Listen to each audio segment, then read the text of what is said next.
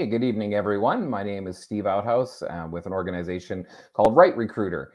And we're glad you can all join us here tonight for our first webinar that we're having. And Right Recruiter is something that started really within just the past couple weeks, but it's been something that's been on my mind and on the minds of many others within our conservative movement for really, I would say, years.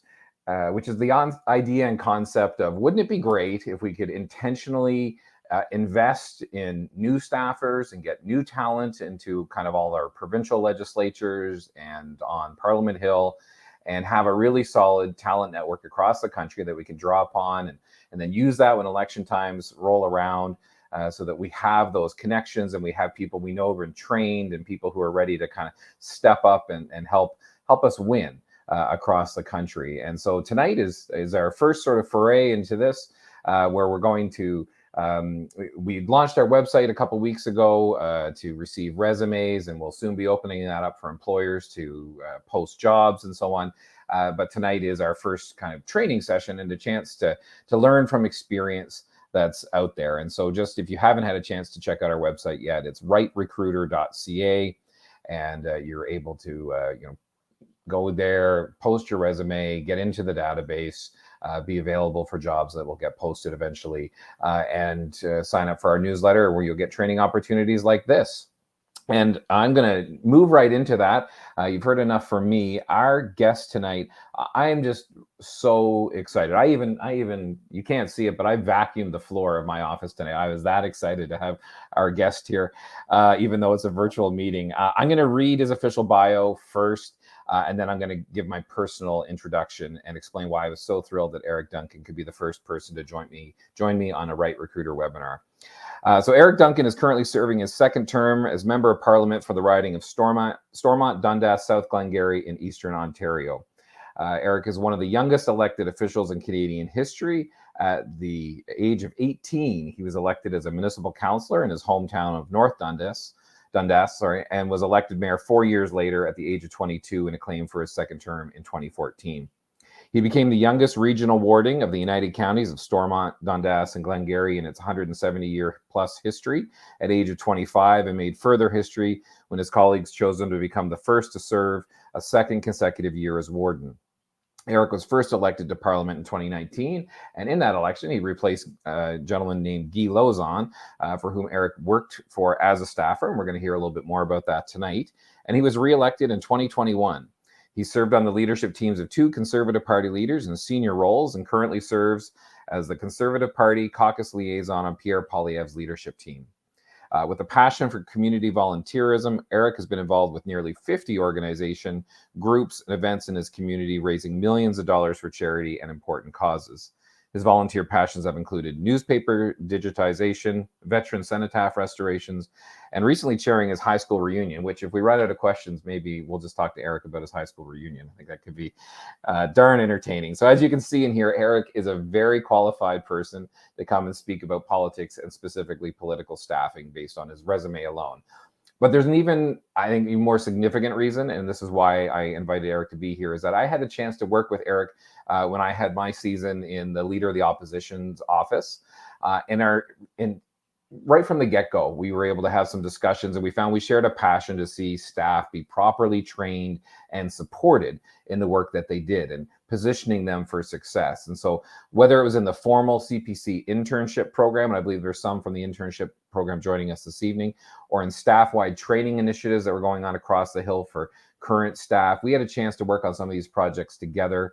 And he has what I would say is a 100% authentic desire to see staff in the Conservative movement be really the best in the country. So I'm going to welcome Eric here into our conversation this evening. And Eric, I'm looking forward to our conversation. I want to hear your views. And we're going to also take questions from folks who are watching here tonight. And you can put those into the chat, and our colleague Josh will be pulling those out and putting them forward. So Eric, welcome to Right Recruiter's first webinar. Well, what an honor to be the first one here. No pressure here on this, to making it worthwhile for everybody attending. But yeah. Whenever you reached out and told me about Right Recruiter, I couldn't be more happy and proud of this initiative. This is something that's needed in our movement, something we underestimate. So any organization we can bring this of bringing people together, getting some skills to be successful helps them. And most importantly, it helps our movement. So kudos to you and the team for bringing Right Recruiter together. Oh, thanks a lot for that. And yes, no pressure at all, but we need you to change some lives and give pearls of wisdom this evening from every answer. So let's let's get started, Eric. Can you just tell us a little bit about your story? So how did you become a political staffer? So in a couple of different ways. I always say I'm not sure which connection really did it, but I was a student at Carleton taking, surprise, surprise, political science. I got elected to municipal council quite young. My hometown, Winchester, would be about 45, 50 minutes from Ottawa and in Carleton at the time. But I was also quite involved locally on campaigns. So Guy Lauzon, my predecessor who I worked for, was a class of 2004, was part of the new Conservative Party of Canada. I volunteered as a poll captain. I would have been 16, 17 years old at that time. And I remember just getting the experience that way. I attended riding events. Guy got to see me and know me. When I got elected to municipal council and I was going to school in Ottawa, Guy eventually reached out to me and said, hey, I know you've got a lot on your plate, but would you be interested in coming to work part-time on the Hill? And I thought, absolutely, what a dream job and flexible hours. I started off doing data entry into Sims and different things that were happening, updating data and obituaries and cleaning the MP account, and eventually just built a relationship with Guy and the other office team, worked up to be his executive assistant and campaign manager and EDA president, every title there possibly was. And it served out in the long run. So started at the bottom of the rung and worked my way up. And here you are today. Maybe you mentioned every title possible. For some of our folks on the line, I mean, they're already or watching the webinar tonight. I mean, they're hired in an MP's office and they would know that. But for others, they're looking at this sincerely as maybe something they want to do. Could you talk a little bit about what the positions are for, and I know that each MP's office is going to have things set up a little bit differently, but in general, what are the types of jobs that are available in working for a member of parliament? Which is a great question, because here's the one thing I always make the plug on. The other thing I should mention about how fortunate I was of being close to Ottawa, working on the Hill, was our riding is very close to the nation's capital as well. So I got the full experience when I started off in federal politics of working both on the Hill and in the constituency office. So we may have people tonight, and it could be the same thing if their interest is federal or provincial, that you could work at a legislature, you could work at the House of Commons, but there's also a lot of riding opportunities and constit opportunities as well. And I was lucky to have the balance of both of that. So on the Hill, I always say there's no two MP offices probably the same in terms of the roles and responsibilities of how they go. But I would say on the Hill, the main position of executive assistant, chief of staff, for lack of a better word, we're in opposition, we say generally executive assistant. And that can be riding based or it can be on the Hill. And that's kind of what I call the right-hand man or woman to the member, the person that they're connecting with, that's organizing the staff, laying out the calendar, both externally for the member to go out and be in the community, but also internally for staff, about making sure the communications, making sure all the different mechanics of an office, particularly in Ottawa, are up and going. And I call that really a jack of all trades, and we'll likely talk about those skills and how that's even changed in the modern political world. Then you get into roles of legislative assistant, and a legislative assistant could be doing a lot of things around committee work in the House of Commons, writing question period, member statements, doing research and so forth. That can really focus on the technical policy side of things. And then you've got a communications assistant, which is often another title, and many of these have hybrids or crossovers, but that's focusing on the comms angle of things. And when we talk about times changing and all these, the role of an elected official has changed, staff have changed too, and I think probably no more so than comms has changed. What used to be back in the 80s used to be where, okay, you had to make sure you got a response by the 6 o'clock news or the newspaper that printed the night before for the next day. We're now on social media, and the way that you would communicate is different between Facebook and Twitter, Instagram and LinkedIn. You're doing videos and graphics, you're doing your old-fashioned news releases, and you're doing e-newsletters and so forth. So those are some of the key roles. A lot of them intertwine, but I'd say in the Hill aspect for working in an MP's office, those would be the main ones, give or take. Yeah. And not even just since the 80s. I mean, my first time as a ministerial staffer was when we were in government in 2006. And I was a director of communications. And I remember us having a discussion about, should we have a Facebook page? And Twitter wasn't even there at that point in time. So who knew that cesspool would get going and start to shape our lives as staffers? So what did you like best about being a staffer? I'd say from my experience on the Hill, what I enjoyed, the pinch me moments, and I still have them as an MP. I think of President Biden's visit, whatever you think of Democrat or Republican politics in the US, here I am sitting in the House of Commons watching, and there was a lot of staff that were in the gallery watching that. So the neat moments and access that we have to key figures and moments in our history and debates that we see, I think is something, the front lines of it is kind of a real definition and seeing of it. And also the chance to kind of, I think, influence some of those, the comms or direction on things, whether it's the communication or the policy or whatever it may be. I think seeing the news unfold right before or knowing something is breaking, and I always say there's a difference between government and opposition. Government, you can proactively very often make good news, or you're responding to bad news very quickly. In an opposition, you're trying to expose that bad news or those shortcomings. So it's the Sherlock Holmesing of stuff too, going and looking for that contrast, looking for that piece that can, in a very challenging environment all the time, get it there. So I always love the inside baseball of that and kind of seeing in live time current events play out.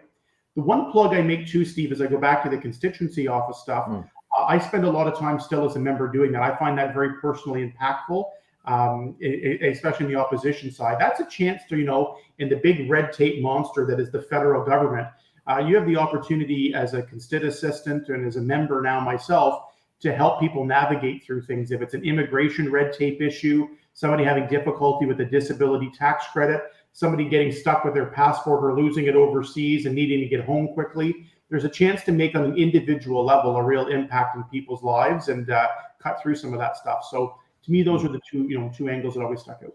Yeah. Now, just to shift gears a little bit and remind folks, if they have questions, if you want to drop them in the comments thread, our colleague Josh will be pulling them up for us. But I got more for you.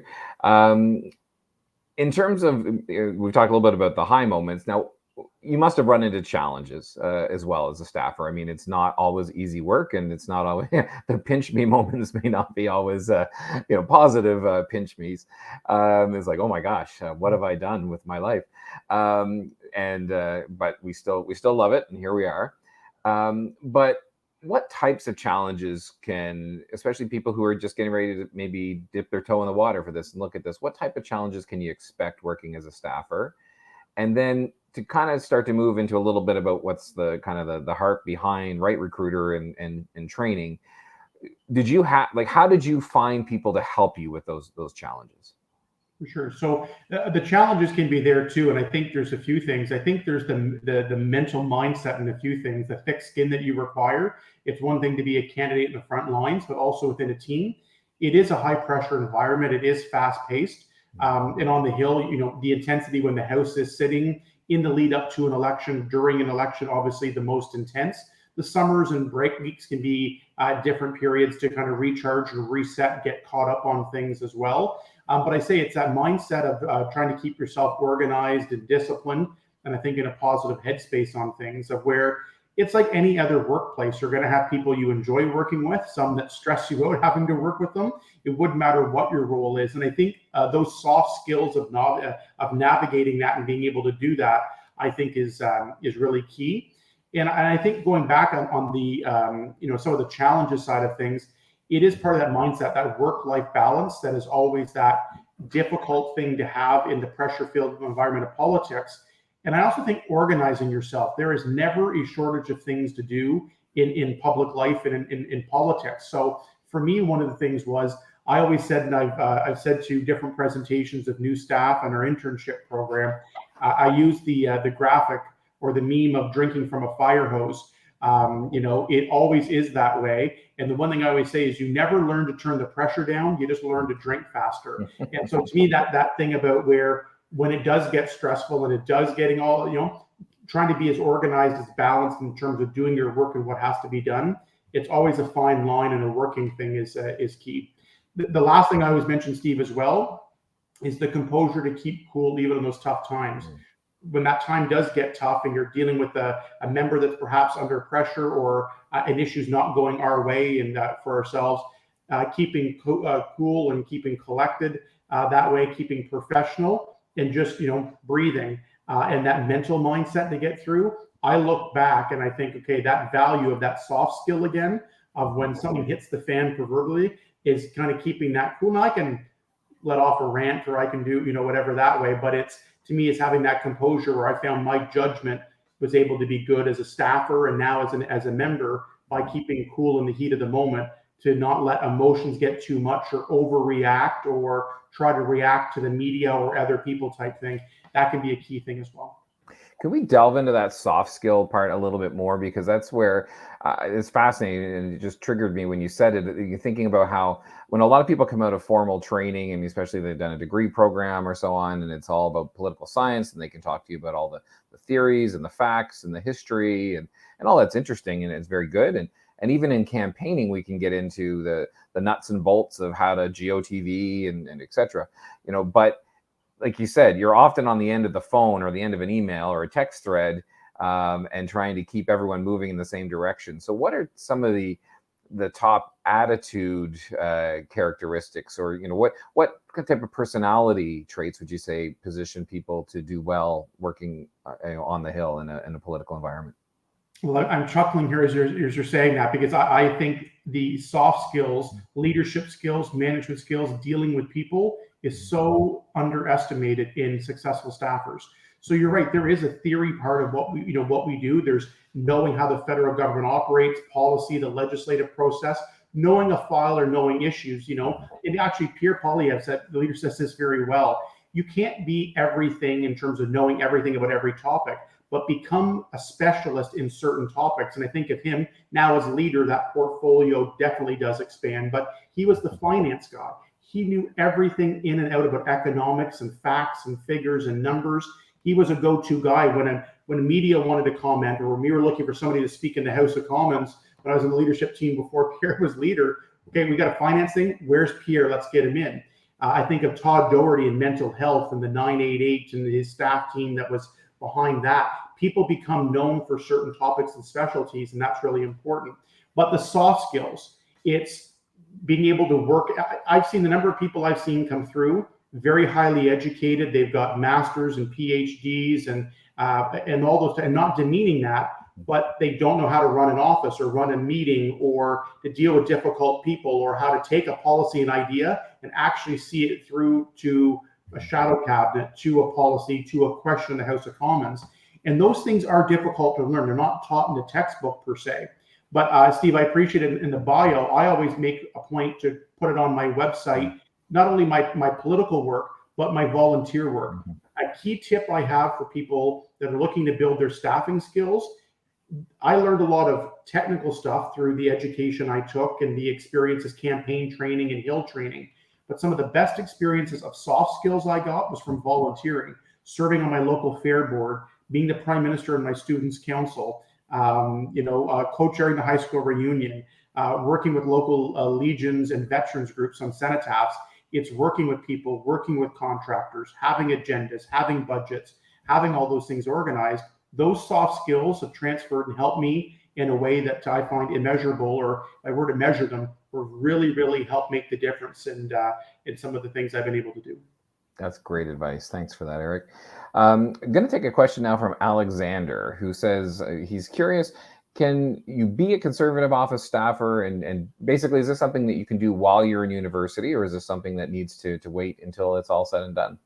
Absolutely, it can be. I'm proof of that, of where probably taking too much on my plate of being a student at Carleton and being on municipal council, and eventually running for mayor that same year, and being a staffer and a EDA president. That's probably a bad example of too much taking on. But absolutely, tell us about the work-life balance that you were just talking about there a few minutes ago, Eric. Yeah. Don't ask me that one. Don't do what I do, I always say.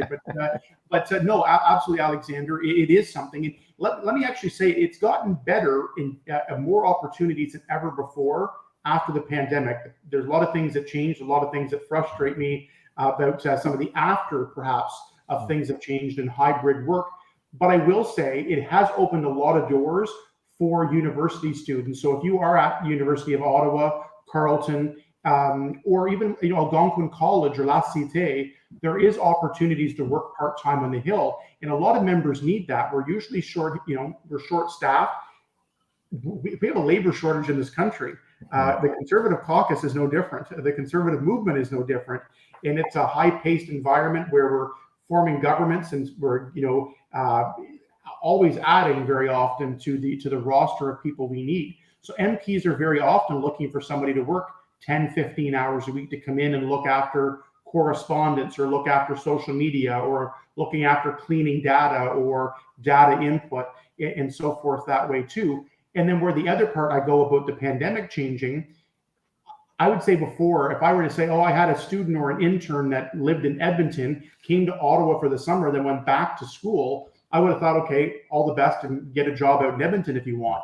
Now with remote working, if you've proven yourself by being part-time, you can actually go to the member and work from home for the summer and say, hey, do you want somebody to work 10, 15 hours a week on this, this, and this? And that idea of remote working, that flexibility, I think has opened up more doors for students as well. So absolutely, Alexander, there is a spot for that, and more so than ever before. That's excellent. And James has a question there that I think actually kind of ties into what you're saying, which talks a little bit about kind of rural ridings, and some of our, our strength as a Conservative movement is often in rural parts of the country. And obviously your riding has elements of that as well. So what would be your advice for people looking to get into staff work or in larger rural ridings or ridings held by other parties even? Can be two different things there. So I'd say in the rural ridings or even held by other parties, get involved with the local EDAs federally or provincially, and make networks and connections there. That's where I mentioned before about 2004, I was serving on the Provincial Riding Association and volunteering federally, making networks and connections. And an acronym I learned from one of my first mentors in politics, the late Judy Bobka. She said, remember your FRAN, your friends, relatives, acquaintances, and networks. And that's very helpful in politics for me in the nomination process and my municipal elected career, but also having those people where they were vouching for me. And I'm sure put a good word into Guy when Guy was looking for a staffer. Guy probably went around and was asking people like Judy and the riding presidents, hey, what do you think of Eric? I'm looking for somebody part-time. So getting involved in those riding associations and not just going to meetings, but stepping up and taking on certain roles. Very often they're looking for people. They're not turning away people from wanting to help out and take a role or responsibility on. It gives you some good experiences, gives you a chance to prove yourself. And that's often a step into some work in the field. When the ridings are held by other parties, I always say it's depending if it's a marginal seat or not. If we're Conservatives are only getting 10, 15% of the vote, maybe the odds in that next election of winning that may be tough. But in marginal seats that we need to win to form government and all of that, there's been so many examples I could list here for an hour of staff that has started not after that MP gets elected in a marginal seat, but during that campaign. So they were involved on the campaign team, helping the member, volunteering, improving themselves. And then when they got elected and they need to form their own team, they're turning to the people that got them to the dance as well. So in those are kind of two different ways that you can do that. I find starting from the bottom, working your way up. Sometimes it's volunteering a couple hours a week at special events. There's no right way of getting in, but there's a number of different ways you can do that to build connections. Yeah, and just I saw Alexander had put a follow up there in the comments thread about the how could he get involved now, and I guess I'll just make a shameless plug for Right Recruiter, and obviously in addition to whatever personal contacts you have, the aim is that we will start to be a place where MP offices can post their job postings as well, and help you get plugged into the Hill. So there's no mystery on how to what jobs are out there. We have a question now from Joshua here, and it kind of ties in. You talked about your network and your FRAN and so on. It says, how can I actively stay in touch with my bosses and colleagues after my internship or even after being a part-time staffer? Do you have tips of how you can kind of keep those relationships alive? Because I mean, obviously when people go back to school or back to Edmonton, like you talked about, then the MP, him or herself is swamped on the daily. what's a good way to kind of stay present in the kind of the life of the office and the team that you've been a part of? Great question there too. So I would say the opportunities of, if when the internship's done, if there's some opportunities either there or at another office, of looking at those part-time works, looking at some work and helping some of those networks, maybe back home, wherever you are going back to school or back home. But I think talking to the member and engaging, every member is different in terms of their schedule and pacing and their preference for communications. And 9 times out of 10, I find it's not for a lack of wanting, it's the time management aspect that can be difficult that way too. And so I say the relationship with your bosses and members is important. And, maybe knowing on break weeks or on weekends or certain times when are best to contact, and maybe do a follow-up or a text. Hey, how are things? Do you need help with anything? Can I help with anything remotely if you're able or looking to do that? But the one thing, Joshua, to your thing is the colleagues aspect, I think is really crucial. And I personally found for mine, I always had a good relationship with Guy as my boss, for sure. Had to in my case, and wanted to for sure. But my colleagues, and I think of my experience working on the Hill, building some good working. I think of Anne-Marie Keeley, who's retired as a chief of staff to the whip. I always tease and tell new staff, always be nice to the whip and house leader staff and the OLO staff. But the story I always tell, I've got a very nice office at 503 Wellington building. When you go up the elevator on the 5th floor, it's right at the right there. Couldn't get a better office. And that was because I was nice to Anne-Marie Keeley, and she was picking the offices after I got elected. So it's those relationships that keep, touching base with colleagues that way as well, of how things are going, checking in, if there are things you can help with again that way, and building those relationships. And then when you're back in town, or they're visiting in town, making a habit of trying to get a drink or grabbing a coffee to catch up, it can go a long way to building those relationships. The actual work you're doing in that internship, for an example, that's the best chance to make the impression. That decides whether they're going to answer your text or not, or take you up on that drink call. But just touching base and asking how you can help, if you can, goes a long way too. All right. Thanks, Joshua, for that question. I think I'm back to one that I was wondering about, and some of my colleagues when we were brainstorming questions to talk to you about, is about your perception change when you go from being a staffer into being an elected official. Were there things that as a staffer you thought, this is so important, and I don't understand why the member doesn't give this the same importance that I do, and oh my goodness. And then now that you're the the MP, you either see, yeah, I was right, or no, I guess my previous my successors were okay to just sort of pat me on the head and and tell me to not worry about this or that. So any perceptions, I guess, that have changed from being a staffer to a member of parliament that you go, yeah, it's a totally different lens? So for me, I'd say 2 things. The first that comes to mind is not always knowing everything. Like because things are constantly changing. I go back to the communications as an example. I remember thinking when I got my BA in political science that I'd be set for life on Parliament Hill and know everything I needed to do to be a successful staffer and eventually an MP. And I actually tease now, and I've told some folks at Carleton this. After I got my Bachelor of Arts in Political Science at Carleton University, I had to literally undo everything I learned to operate in politics as opposed to political science. So again, when you're getting there and it's answering phones, I'm not writing a 4-page essay, exam by hand, or doing something with size 13 font and a little tighter margin so I can fit it in a 10-page paper.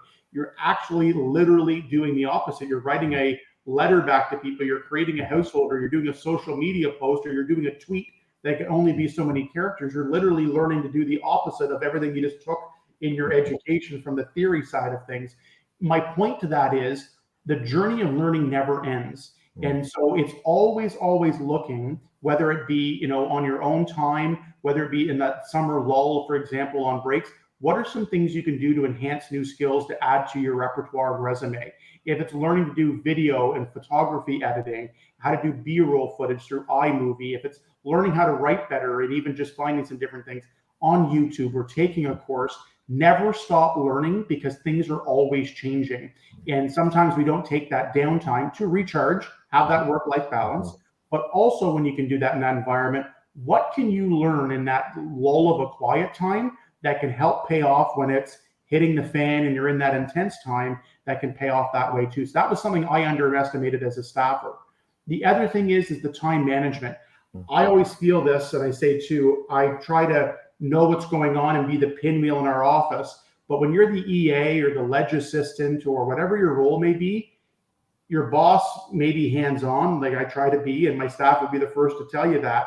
But you also can proactively organize yourself. So making sure you have that comms calendar, making sure that e-newsletter stuff to say, hey, we got to get something out this week, or we've got 2 weeks. Are you thinking about this? And just planning ahead and laying that framework. So for me, I've seen as a member now the value in our staff of saying, okay, when our picnic is coming up, when when it's Remembrance Day and we're doing all these remembrance, don't start the week before. Start laying the stuff out. When I've got the million things in my mind, it's staff coming and saying, hey, we have a 20-minute meeting every week before you head back to talk about the next couple of weeks, not just the next hour. Yeah. Cameron has a question I'm going to go to in a minute, because you touched on work-life balance, and this is the question that you're of course, you've got a lot of good advice on work-life balance, but you talked about the importance of being organized and mapping things out, and I honestly think scheduling, in fact, I think it will be kind of its own webinar that we'll do, because it's just so well, anyway, I think it's important. But from you as a member of Parliament, and as someone who's worked on both sides as a staffer, as now as an MP, how critical is the calendar and everyone feeding into it and having that orderly, like, just it's a little bit of a rabbit hole here, but how important is that for you and your team? It's ever evolving that way in what we do, and trying to figure out ways and navigating all that. I think one of the key things I always say is communication is key, back and forth, that honest communication going back and forth, not letting things boil up, knowing what expectations are and doing all of that. I think that's valid. And the line I always use is working smarter, not harder. So to me, there's always that thing of where open communication, honest, respectful, but honest and frank. Sometimes it can be tough to say the things that need to be said right, off the bat. But if they're done from the right angle and they're all that can just resolve things, nip them in the bud, put the fire out, when there's only smoke and so forth. That's been a long way that way too. And for I think every member is different in terms of expectations and communication style or preferences and ways of communicating. I think knowing that and understanding your members are going to be a very key thing on that too, to understand where you can get that balance. That's great. Thanks so much. Let's go to Cameron's question here. It says, hi, Eric. As you know, staffers work long hours and it's just part of the job. Many staffers that I know struggle with maintaining a healthy work-life balance and social life outside the Hill.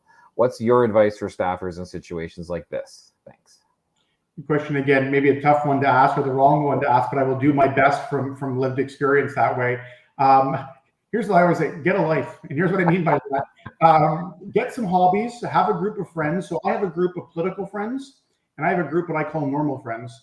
I have a group of political friends where I can go over to Mulligan's, and they be MPs and staff, equal number of them, right? People involved, people that used to work in the Hill, and we go out for a drink and we're shooting the breeze about the latest current events. So taking an opportunity to, in a more relaxed setting of going over for a drink or a coffee or dinner or a dinner group, doing that in a political setting. That's always important, to have that social setting.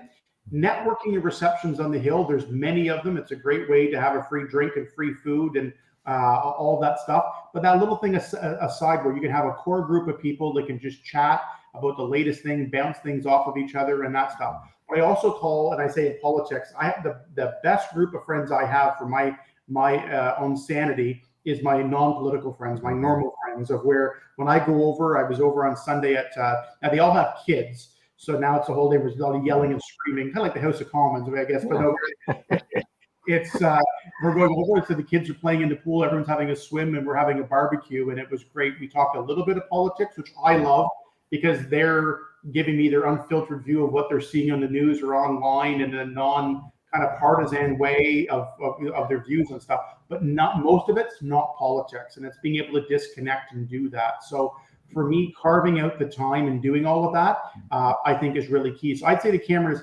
having that balance includes some social time with people outside of the formalities of work all the time on the Hill is really good, but then also having that non-political aspect.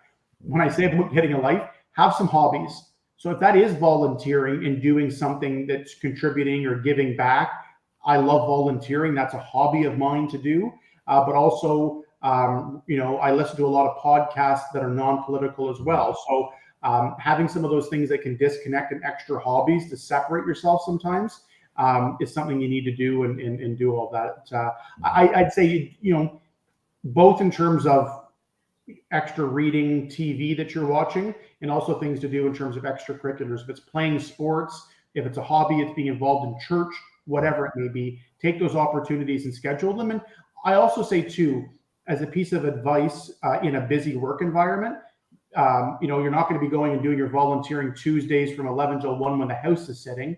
But I think making sure your member knows what those things are, your boss knows, your colleagues know, hey, look, I've got soccer on Tuesday nights. It's really important to me. That's my one thing.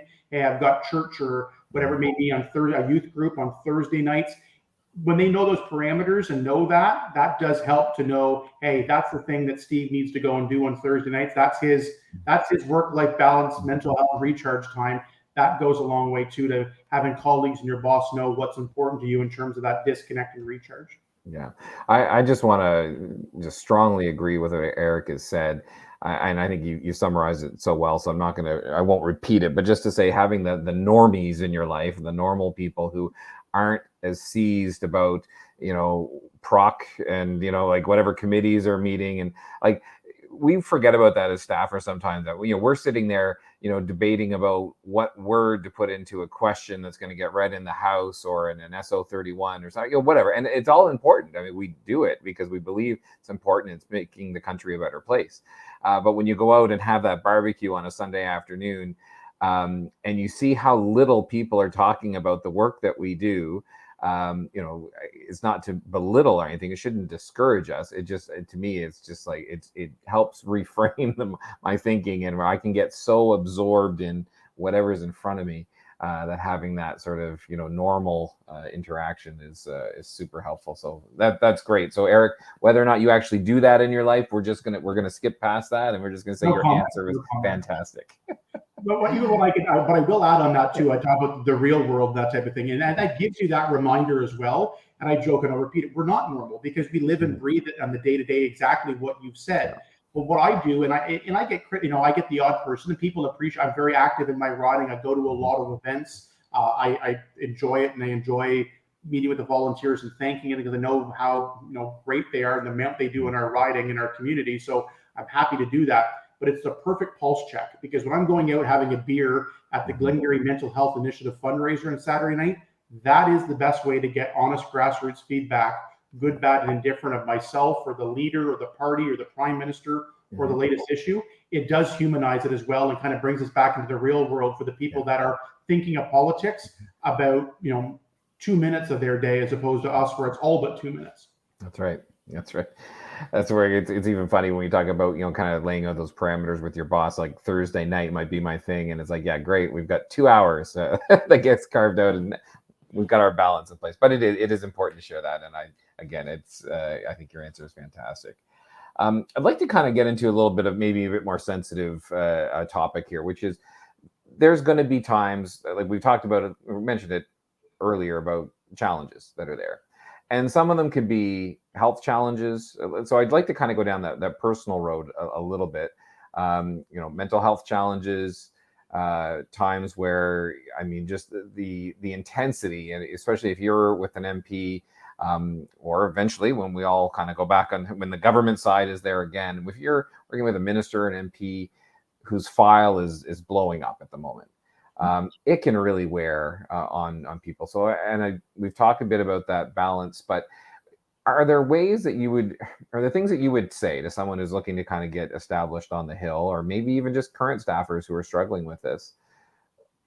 What's the best way to try to find help in that situation? And are there ways, on the Hill are there systems in place? Is this an area we need to grow in? Like, what's your take on that? An area we definitely need to grow in, and we underestimate. One of the things I've seen so many bright lights burn out too fast, which has been very frustrating as well, seeing their potential and so forth. So the lack of a system at times can be new. The House of Commons itself, it's a nonpartisan problem. It doesn't matter the party. This is in our way of life, and the Hill life and the Hill culture it is one. So it's been a personal passion of mine. I do a lot within our conservative movement, but I also do a lot of encouragement to some of the House of Commons staff and teams that are there. There's an employees assistance program through our benefits, encourage people to access those. I also think it's important with your family physician as well. Like, I'm very fortunate with my family doctor that my family's had for years, that, she knows the line of work that I'm in, and I can have those honest conversations with her and knowing proactively what's going on. And I think sometimes when they know, I think it's important for the, your family physician, your medical, professionals in your life that you work around or work with to know what's going on, the context of all that. So in case a challenge or a problem does develop, it's not new, or there is all of that on the very personal level. Going back to the Hill aspect, my advice has been, from what I've seen, every office is different, and your relationship with your colleagues is different too. There's certain things you can talk about along with your boss, with your colleagues in your office, the colleagues maybe in the constituency office, because you can relate to knowing if your member is good or bad or annoying or having all these things, some things that drive you crazy, you can relate on that. But one of the things I found for success as well is finding some friends and colleagues in other offices as well, that degree of separation that can be that cooler head, that can be that sounding board. Those are the people you go for a drink with there once a week or every couple of weeks, go for dinner off the hill somewhere and catch up and talk about it.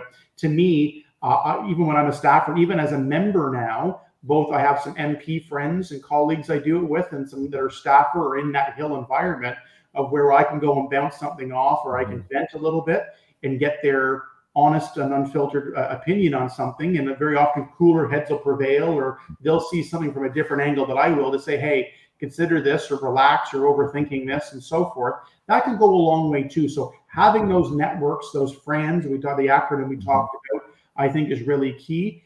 And then taking that time, that everybody has something that's their release and their recharge thing. If it's a sport, if it's a volunteer aspect, if it's hiking, if it's biking, whatever it may be, find that thing and ingrain it in your routine. And you can do that as part of that.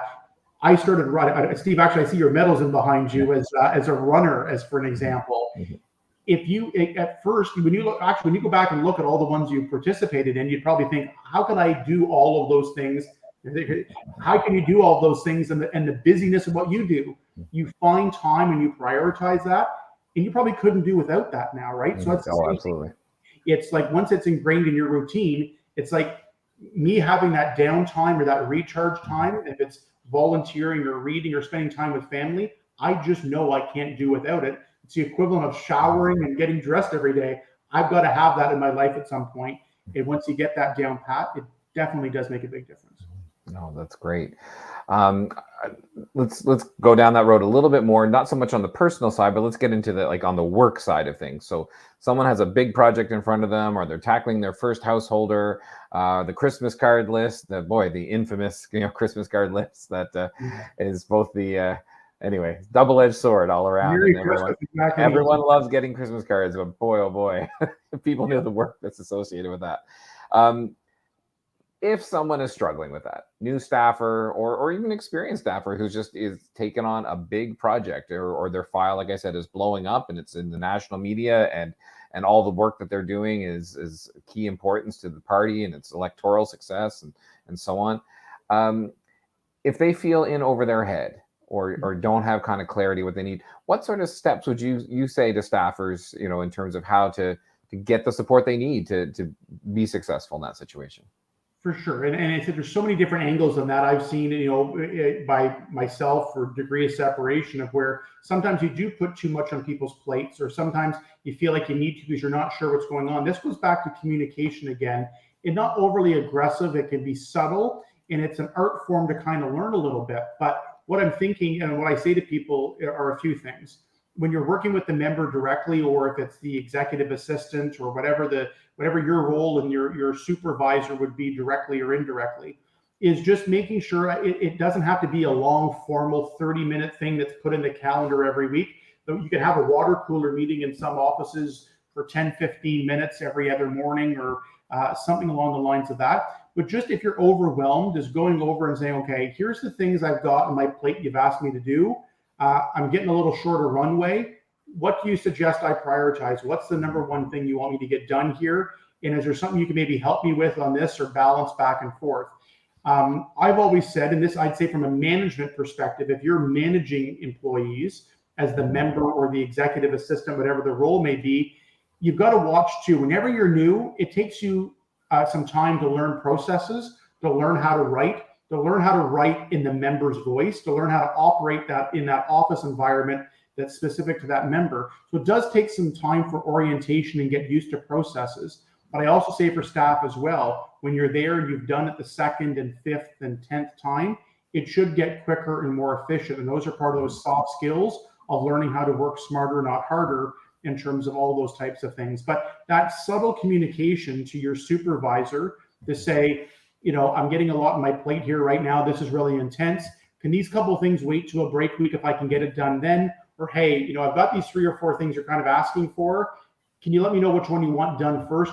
What do you want me to work on the next couple of days? Not going in aggressively or, that attitude's a small thing that can make a big difference of how you can do that. Those are just nice, subtle ways of communicating that can let them know that you've got a lot on your plate. Can you help, or what's the priority? And a lot of times, even if I've had my staff come back, Eric, you gave me 8 things today. Well, yeah, sorry, I was catching up with my emails. Well, I have time, so I'm passing it over to you. I don't need it all done this week. Those other 3 can wait till next week on the break week, and you talk it out. Sometimes it's not intentional on my part. I just have a couple hours to catch up on emails, and my poor staff. The one thing I do is I schedule the emails to go out the next morning at 8 o'clock. So tonight, that's great. And I'm doing that. My poor staff at 8 o'clock, their phones vibrate for a couple minutes with all the emails coming in. But that's just a little work-life balance I try to do on my staff side. Their phone's not dinging every 10 minutes if I get an hour some night to catch up on emails too. That's a very practical thing that folks can take note of there. And I would say that and I do want to ask you a question about this, about learning the preferences and the voice of the member that you're working for, because you touched on that. I think that's a very interesting angle. But just on that email thing, it's true. It's like sometimes someone like yourself is so busy that, okay, you just happen to sit down at 11 o'clock at night and you're able to, wade through the inbox and kind of start banging things back that staff have been asking for answers on. And there becomes that sort of, without that, you need that great communication between, the boss and the employee to understand, okay, if you send me something at 11:10 p.m., does that mean that you're expecting an answer by 11:30 p.m.? Or is this just you're clearing the decks and it's okay for me to wake up tomorrow and tackle this and not have a sleepless night while I wonder if Eric is mad at me because I didn't get back to him about the parade that's happening in 3 weeks time or something like that. So I think it's a great tip to schedule your emails so that they're landing sort of during core business hours. Just a anecdote of I knew someone who used to do the opposite of that. He would schedule his emails to go out at like 4 a.m, so he looked like he was working around the clock for people. Anyway, we won't delve into that much more. If there's any, we are kind of coming up on the end of our time with Eric. As you can appreciate, his schedule is very full. If there's another question or two that you'd like to pop into the chat, that would be great. But I would like to kind of first get into that. You touched on it about learning to write in the voice of your member of parliament. What sort of tips do you have on that about learning, how to write in the voice, and then learning preferences and so on too? Like, when you've got 2 scheduling things that come in at the same time, maybe you're still going to take them back to the member for, overall decision, but how do you know that, well, Eric is going to want to do this one for sure? What are some tips that you have as someone who comes into an office and they're almost like an AI bot in certain ways? They got to learn that algorithm and what you want done. So what tips would you have for new staffers and how they get to know that? Algorithm's the perfect word. So you can look at your own algorithm of your boss and member. Go on rcommons.ca and look on the videos for the last year and a half. Their committee interventions, their SO31s, their questions, keywords that they use all the time, their house speeches and what they talk about and how they structure them. You could actually go back and look at the member federally or provincially. If you're working for an MLA or an MPP, you can go back and look at all of that and understand the voice. And look, I say we all sing from the same songbook most of the time in our group, which can be difficult.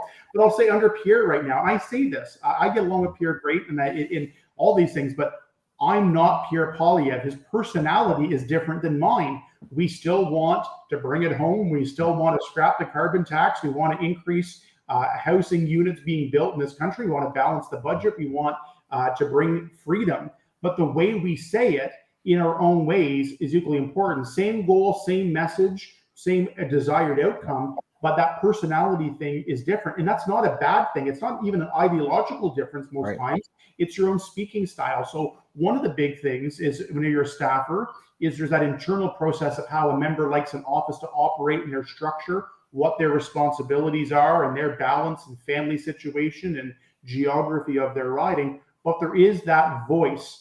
And that's a way you can go back and look.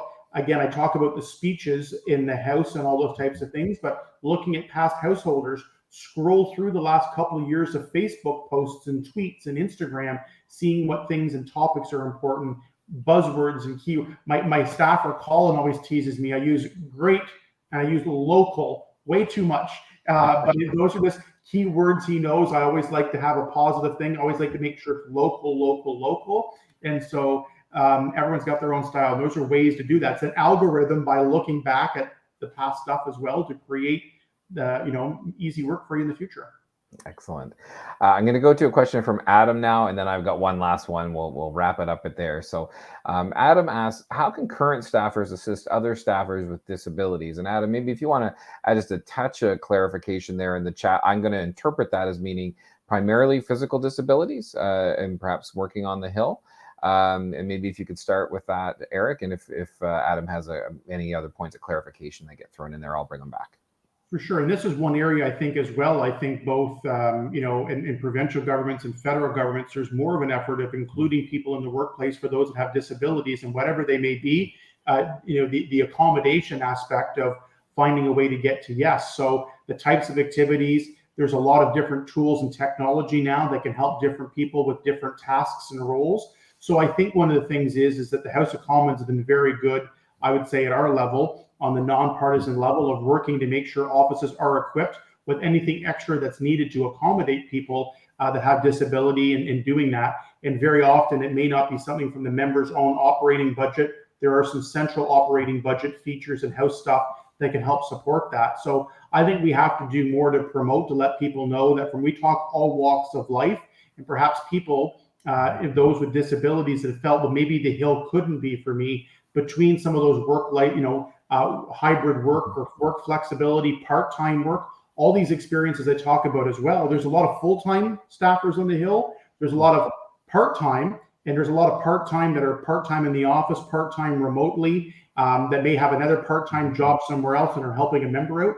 There's so much flexibility now, and I think that presents an opportunity for people that maybe thought, I could not do this, or there's some barriers to participation that to me are different now and getting better. So I think it shouldn't be considered anything negative at all, but I call it the way to get to yes, that way of where I find that the House of Commons and many members and fellow colleagues want to help out to say, okay, what can we do to figure something out here? So we're getting better at it. We have a ways to go and still some navigating to figure out how to do that best. But I think the game is changing in a positive way to allow and embrace more of that diversity in the workplace. Excellent. Last question that I have for you, and this is just a very practical one. One of the things that I've noticed just in seeing staffers succeed or not gets into that line of communications that you talked about earlier.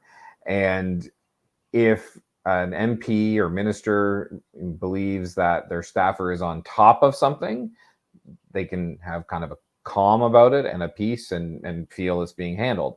Whereas some staffers perhaps aren't as communicative enough to, give that confidence. What are some things that you look for and things that make you feel personally comfortable, or things that you've heard your other colleagues share that make them feel comfortable to know that their staff are on top of things? I think one of the best things I did when I was at Carleton, before I got on the elected office municipally, I went and took a public speaking course, a Christopher leadership course. Actually, I think I got the binder just behind me here that I took probably 15 years ago now. That helped me with my public speaking in public, but also in a workplace setting as well. So when I was talking to other colleagues, or I was talking to Guy as a staff member, that confidence of making eye contact, being confident, not arrogant or over, there's always that fine line of how you do that. But the way you communicate and speak of being confident and firm, being organized, writing down your notes of what you want to cover, having that checklist to go over with the member, writing notes about what's been said and to do to follow up. Those are the types of things I look at of where it's that organization skill that if I'm, going out and giving 3 or 4 things to do, that there's an effort to say, hey, do you have a few minutes to touch base? Here's the 4 things you wanted me to do. Here's where they're at. There's an organized aspect. There's a confidence aspect there that can go a long way to, I think, building credibility of when you're asked to do something, you can do it. If you can't do it or there's a barrier, checking with a few colleagues to say, is there a way I can get this resolved? But if you can go back and say, hey, I got this and this and this done. Here's where I'm at with this one here. What do you think? It's that organization and soft skill again, the term again, that goes a long way to building confidence and helping people move up the ladder. The last piece I always joke on that is too, the number of people that come in starting at an entry-level position, doing data entry, volunteering, doing something that would be considered menial and boring, and 3 weeks later think they should be the chief of staff or the leader. Patience. Yeah. You jump too many rungs, you start tripping and falling, and you end up at the bottom. And so I go back and try to share my story. I started in 2007 after at my municipal stuff, but coming on to Parliament Hill, doing menial, boring data entry in the NP account for months. But I took that, I learned how to do it and honed it and became more efficient and learned how Sims worked in the NP account and writing. That built confidence that allowed me to today leading the first seminar for Right Recruiter. Look, I've made it by doing the webinar here tonight. I expect you to add this to your resume. So Eric, look, this has been great. I think that's a great note to end on, but is there anything final you'd like to say just in closing?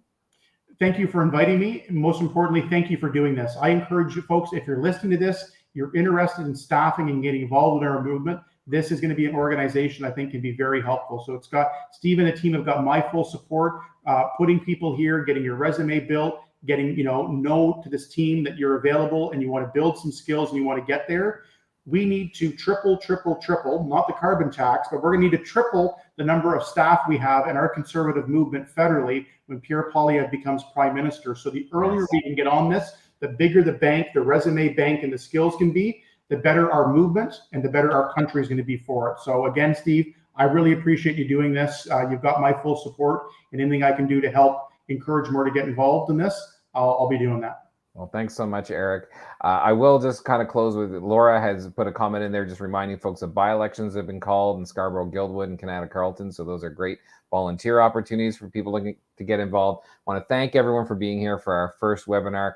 Eric, I can't say thank you enough. Thank you for taking time out of your incredibly busy schedule to come and invest time in potential new staffers and people involved with the movement. So it's been great to hear from you and learn from your wisdom and insights. And thank you for being here tonight. Thanks everyone for joining us at Right Recruiter, and help spread the word. If you know other people who are interested in potentially working on the Hill or in any sort of provincial legislatures where we've got conservative politicians and conservative ministers, get them registered at Right Recruiter, and we hope to have some job postings starting to go up there in the near future. Stay tuned for more webinars coming up. Thanks for your time, everyone. Have a great rest of your day. Take care.